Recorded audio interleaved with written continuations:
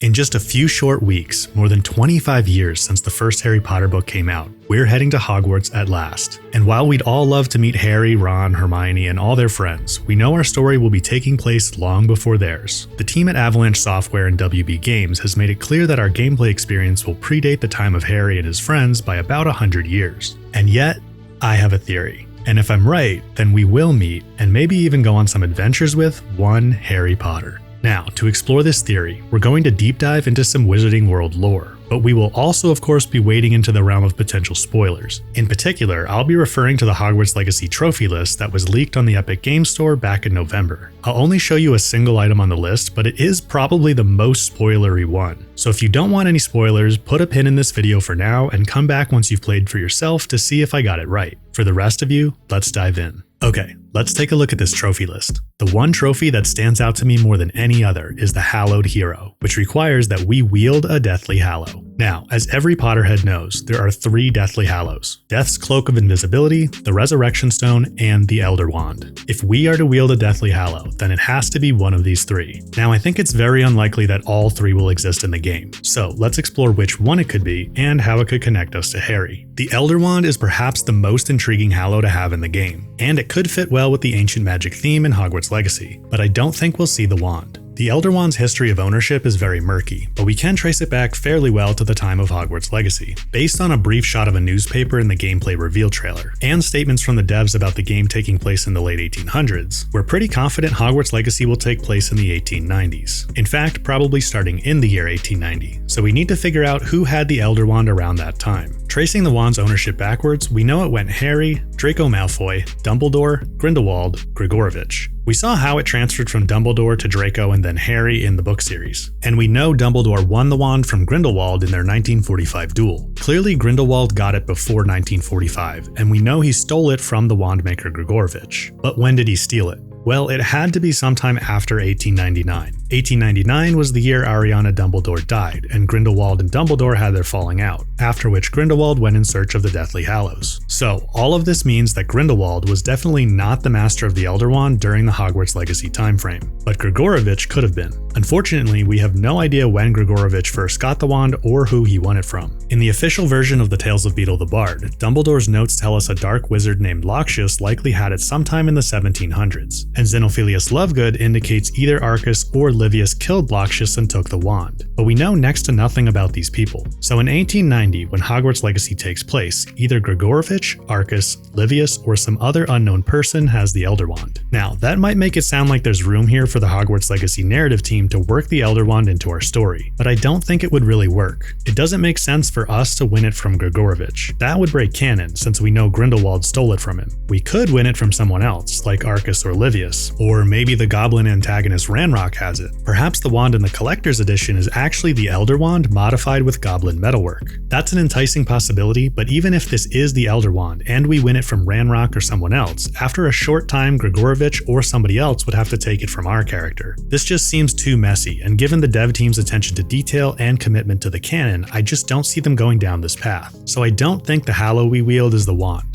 Now, the Resurrection Stone could also fit within the story of Hogwarts Legacy. As we've seen in the game's trailers and recent gameplay showcases, dark magic, while still optional, will be a big part of the game. The Resurrection Stone's ability to bring back the dead could fit in pretty well with this, but again, I think it's unlikely we'll see it. That's because the Gaunt family, Voldemort's maternal ancestors, have had it in their family for generations. We learn this through the pensive memory Dumbledore shares with Harry, in which we meet Marvolo Gaunt, his son Morphin, and daughter Merope, Voldemort's mother. In 1925, when this memory takes place, Marvolo doesn't even realize the stone in his ring is the Resurrection Stone. He thinks it's just a ring with his ancestors the Peveril's coat of arms on it. I suppose it's possible Marvolo himself, or perhaps his father, could have attended Hogwarts with us in the 1890s, in which case maybe there would be a narrative reason for us to get our hands on the stone. But remember, Marvolo didn't know his ring was a Hallow. If he himself or his immediate ancestor interacted with our character in 1890 and we actually used the stone, then Marvolo would almost certainly know what it truly is in the 1925 pensive memory. Perhaps he did know and he just didn't say? Or maybe we use it without him or his ancestor realizing? As with the wand, there is some room to get creative and come up with a reason for us to wield the stone, but it just doesn't seem like it fits well.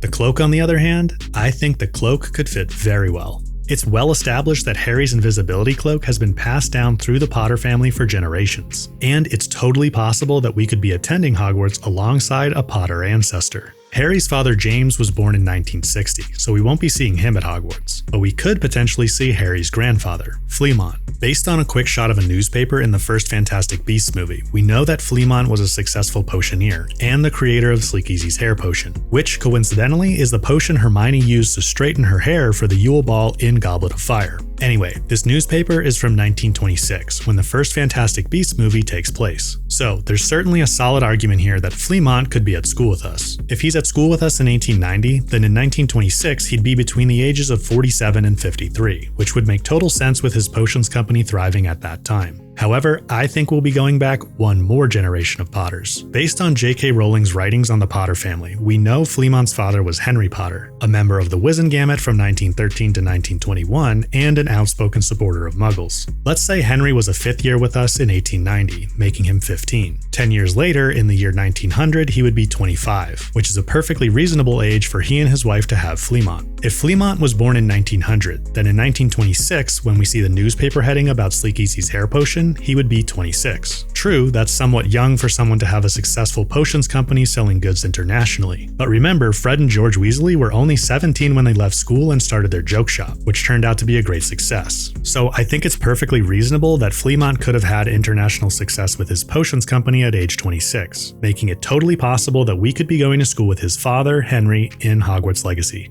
Now, here's the kicker. Guess what Henry Potter's friends called him? Harry Potter. This is just too good. It's the perfect opportunity for the devs to plant a huge Easter egg for us. We know we aren't going to run into the real Harry Potter, but we could run into a Harry Potter. And he would certainly have the invisibility cloak with him at school. Not only would that give us a way to wield a Hallow, but imagine befriending Harry's great-grandfather, also called Harry Potter, and sneaking around the school at night under the cloak just like in the books. All those late-night adventures were such a hallmark for the original story, and I think being able to put on the cloak and experience that ourselves is something the devs would want to find a way for us to do. And in my opinion, this would be the perfect way to do it. It wouldn't even be much of a stretch for Henry to look similar to Harry because he's Harry's great-grandfather. Now, I'm going to go out on a limb and push this theory one step further. What if Henry wasn't a Gryffindor? What if he was a Ravenclaw and he's the Ravenclaw Companion?